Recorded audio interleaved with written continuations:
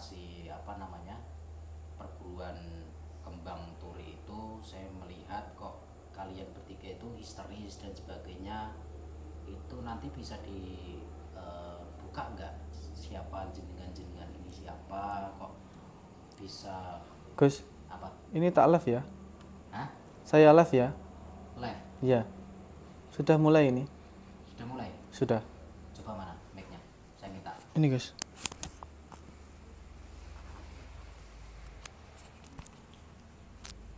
Permisi Pak, boleh izin saya tayang? Boleh ya? Oke. Saya mulai dulu boleh ya? Oke. Oke, guys, kita sudah diizinkan untuk buat dokumentasi. Saya salam terus sholawat boleh ya? Oke. Oke, assalamualaikum warahmatullahi wabarakatuh. Alhamdulillahirabbil alamin. Wassalatu wassalamu asrofil anbiya wal mursalin wa ala alihi wa sahbihi ajma'in, amma ba'du. Salam bahagia untuk sahabat-sahabatku GNS, salam bahagia untuk sahabat-sahabatku PCLN pada epokan Cakraloda yang Nusantara dimanapun berada, yang dirahmati Allah, yang tentunya insya Allah dimuliakan Allah subhanahu wa ta'ala, amin Allahumma amin. Alhamdulillah sahabat-sahabat guys semuanya, saya sudah ada di rumahnya Pak siapa tadi Pak? Pak Heri, Bu Retno. Dan di sini apa namanya, mbaknya namanya siapa? Mbak Lilis. Oke, saya sudah di rumahnya Pak Heri dan mohon maaf ini private, saya tidak bisa menyebutkan alamatnya beliau karena private ya guys. Jadi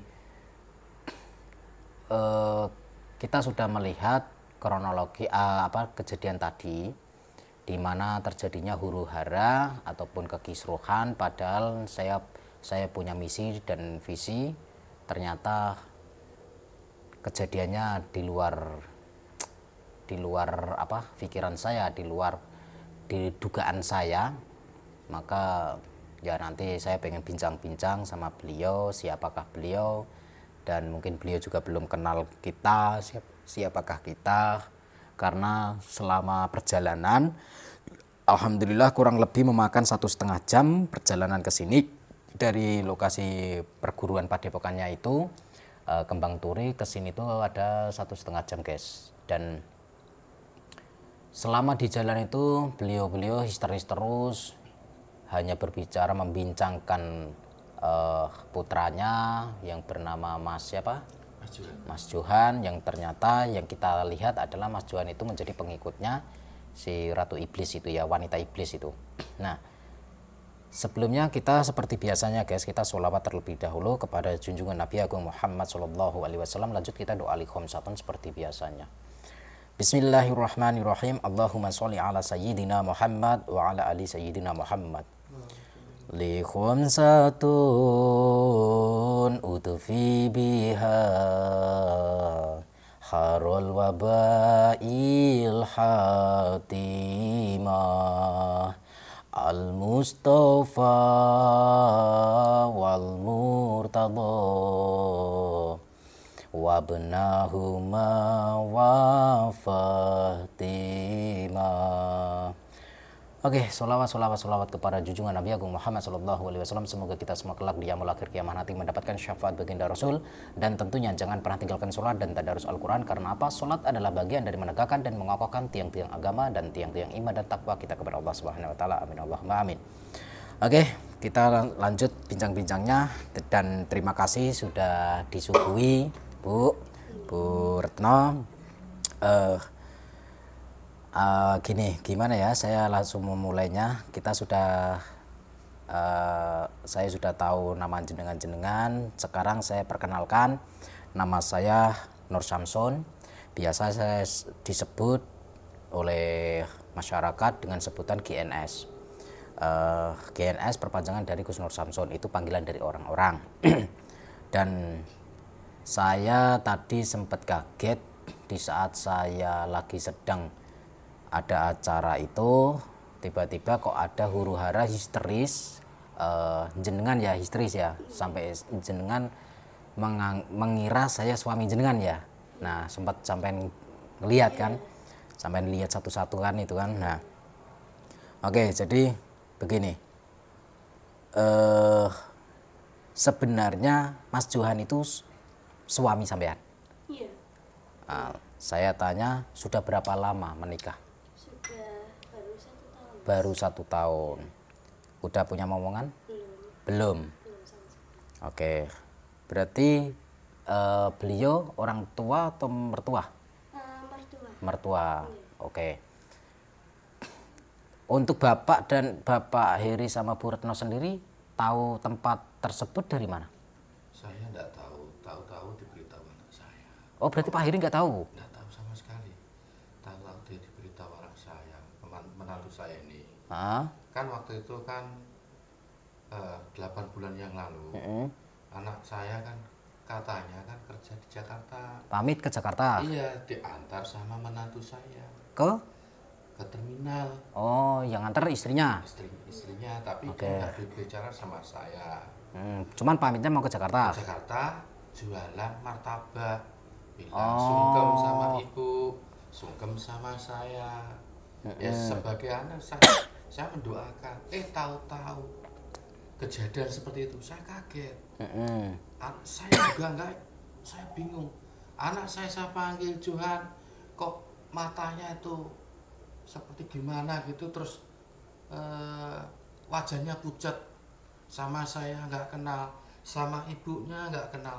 Ini yang melahirkan gitu. Saya ini pusing tuh, sampai nggak bisa. Oke. Boleh saya tanya sama istrinya? Gini Mbak, kan sampean yang ngantar ke terminal waktu itu. Iya. Kata sampean tidak ada kabar ataupun tidak pulang selama 8 bulan. Iya. Nah, sampean ngantar ke terminal itu tentunya ada omongan lah. Masa mungkin nggak mungkin kalau enggak. Soalnya begini, sampean tadi kan Bapak bilang yang tahu sampean, tahu tempat tersebut, tempat perguruan tersebut. Sampean tahunya dari mana? Soalnya saya ngantar suami saya di terminal, habis itu suami saya mampir gitu. Sampean tahu kalau mampir tuh dari mana? Ya dari alamat itu. Oh, sampean diberikan alamat diberikan tersebut alamat. sama suami? Iya. Oke. Suami. Dan dia bilang apa? Ya mau mencari pelaris. Pelaris. Iya. Oke, buat usaha dagang di Jakarta. Ya, biar laris lah. Gitu. Dan setelah itu sampean kan cuma dikasih alamat saja nih. Iya. Berarti setelah itu masih ada kontak-kontakan nggak? Enggak sama sekali. Enggak sama sekali. Iya. Oke. Dan sampean sempat nyari ke Jakarta tempat usahanya itu enggak? Iya sempat, tapi enggak ketemu sama Enggak sekali. ketemu. Oke. Berarti sudah ke Jakarta mencari, ternyata enggak menemukan keberadaan suami sampean. Iya. Dan akhirnya sampean mencari tempat yang pernah dikasih alamat tersebut. Iya.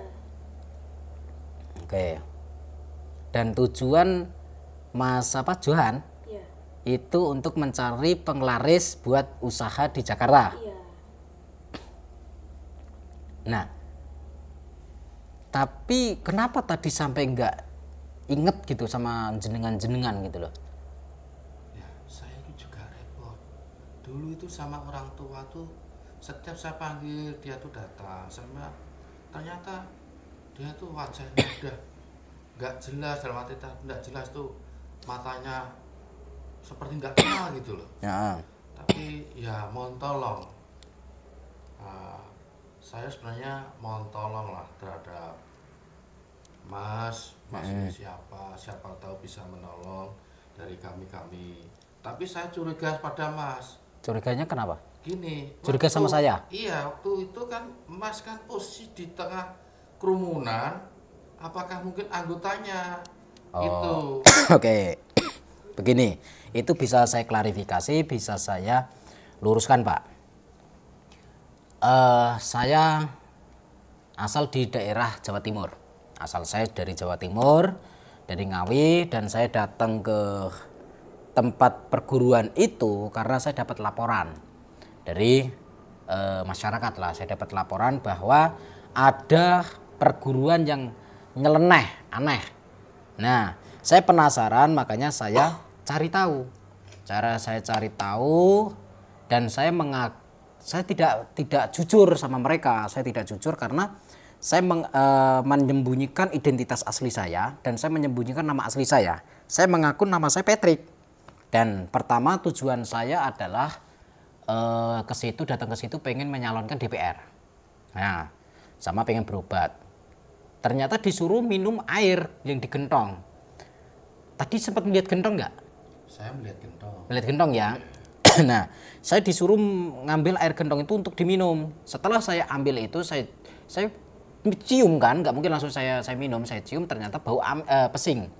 Nah, saya curiga kalau bau pesing warnanya kuning kan kayak air pipis begitu. Saya nggak mau minum. Terus saya maunya yang untuk DPR saja. Ternyata disuruh pulang karena saya nggak bawa botol. Untuk membawa botol untuk mengisi, dan itu airnya untuk dibuat mandi supaya jadi menjabat. Nah, supaya terpilih begitu. Besoknya saya datang, terus saya ambil itu, terus saya pulang, itu saya titipkan sama teman saya, itu peneliti atau ahli sains. Saya taruh di laboratorium, diteliti, ternyata itu fix 100% itu air pipis. Nah, dan malamnya lagi saya datang ke situ lagi. Dan di situ saya berpura-pura. Saya berpura-pura, saya rayu-rayu si cewek yang muda tadi yang sempat ngantem sampean pakai kipas itu. Saya rayu-rayu. Tujuan saya merayu-rayu itu begini. Saya menggoda si anaknya wanita iblis ini adalah tujuannya cuman untuk masuk ke dalam agar lebih tahu sampai akar-akarnya.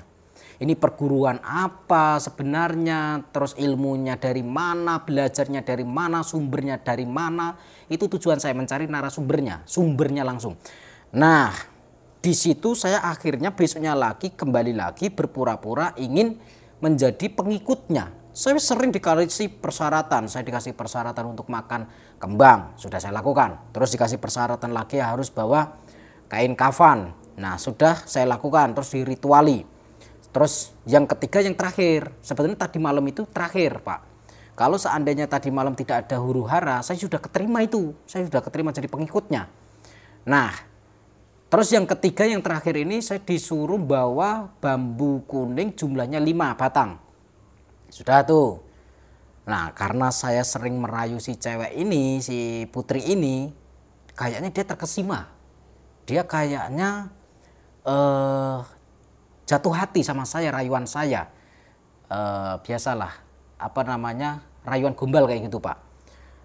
Tujuan saya merayu si anaknya wanita iblis ini, si putri ini, si Ayu, namanya Putri Ayu Sekar kalau nggak salah itu. Nah, tujuannya adalah supaya menaklukkan salah satunya.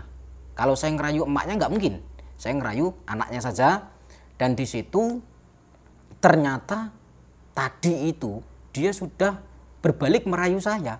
Ketahuan sama ibunya, marah-marah ibunya, hampir ditampar anaknya itu.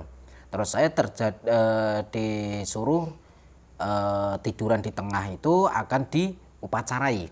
Di situ terjadilah upacara sakral, suci kata mereka. Terus tiba-tiba jenengan datang. Waktu pertama kali saya melihatnya sampean ya itu ya, masuk ke area itu ya. Nah, datang, terus jenengan datang juga, bla bla bla bla. Saya kaget kok ada teriak-teriak. Lah, saya pikir jenengan itu warga di situ. Gitu. Ternyata bukan. Ternyata jenengan istri dari Mas Johan. Nah, tujuan saya, Pak, saya pengen menyelidiki perguruan itu sampai ke akar-akarnya. Saya pengen memberantas, saya pengen melawan. Terus terang, saya biasa disebut sama orang-orang itu adalah pemberantas kesesatan, pemberantas kesyirikan, kemusyrikan. Nah, karena saya dapat laporan dari masyarakat bahwa di situ ada perguruan sesat, makanya saya penasaran, saya datengin. Makanya saya butuh bukti-bukti soalnya, Pak. Dan sekarang alhamdulillah saya menambah bukti dari kejadian ini tadi. Dengan adanya huru hara ataupun kekisruhan tadi, itu suatu poin tambahan buat saya. Yang notabene jenengan memberikan pengakuan bahwa jenengan berdua, Bu Retno sama Pak Heri adalah orang tuanya. Dan Mbak Lilis adalah istrinya dari salah satu pengikutnya si wanita iblis ini. Nah, yang menjadi pertanyaan saya sama dengan jenengan. Mukanya pucet, terus pandangan matanya itu kosong, terus dia kelihatan lebih galak, lebih garang. Dia nggak inget sama orang tuanya, sama ibunya sendiri nggak inget, padahal yang melahirkan ya Bu. Nah, terus sama istrinya sendiri nggak inget. Nah, itu menjadi pertanyaan saya. Atau mungkin semua pengikutnya yang di situ itu semua seperti itu. Mungkin mereka punya keluarga.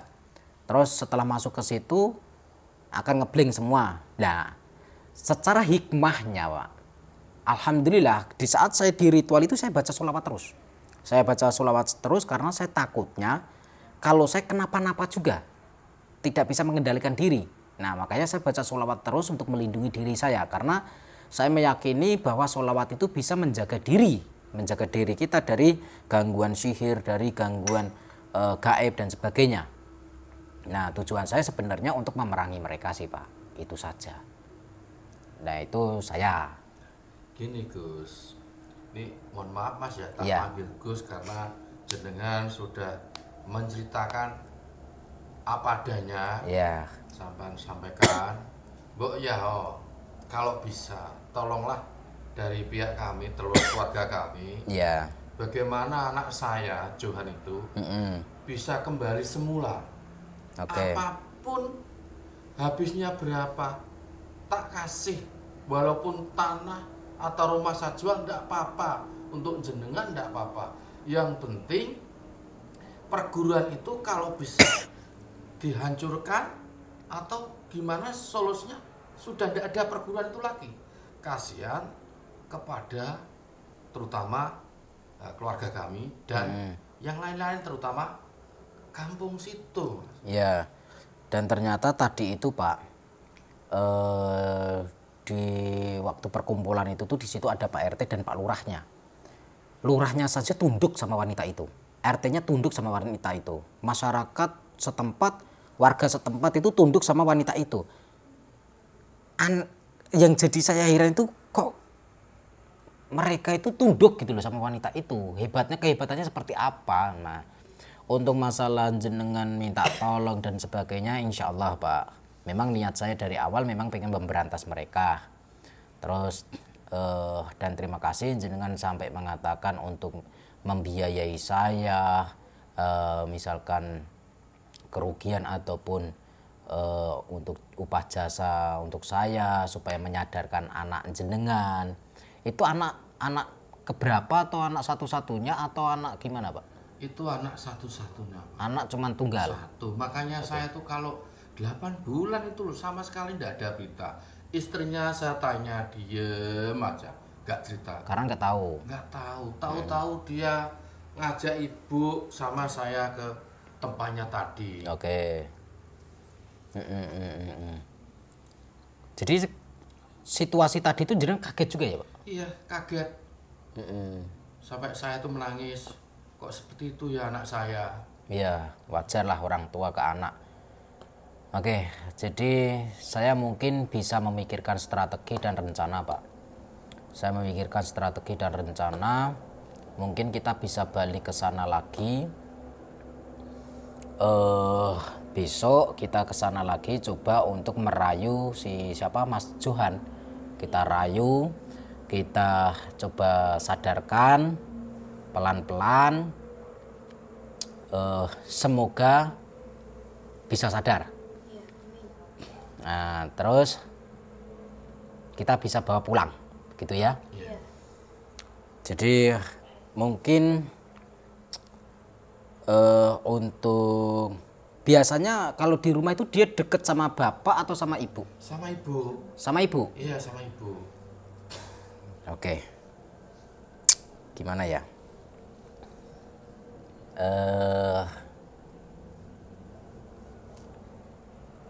Kita ke sana besok itu,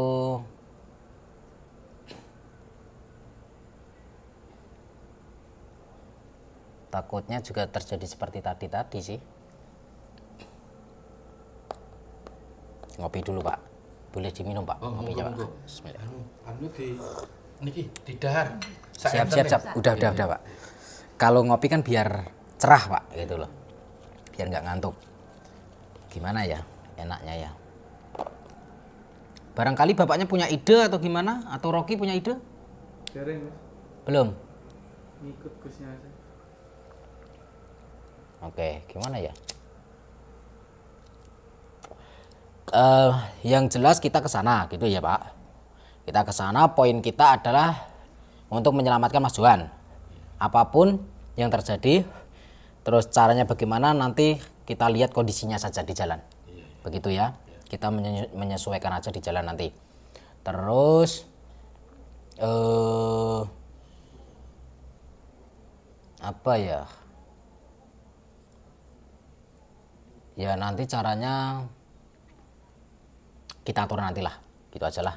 Soalnya saya masih belum cair ini kepala saya. Mungkin saya pulang malam ini, saya mau pulang. Mungkin saya berpikir untuk mencari tahu strateginya bagaimana, rencananya bagaimana, begitu. Yang penting jenengan ikut untuk menyadarkan, karena jenengan kan orang tuanya.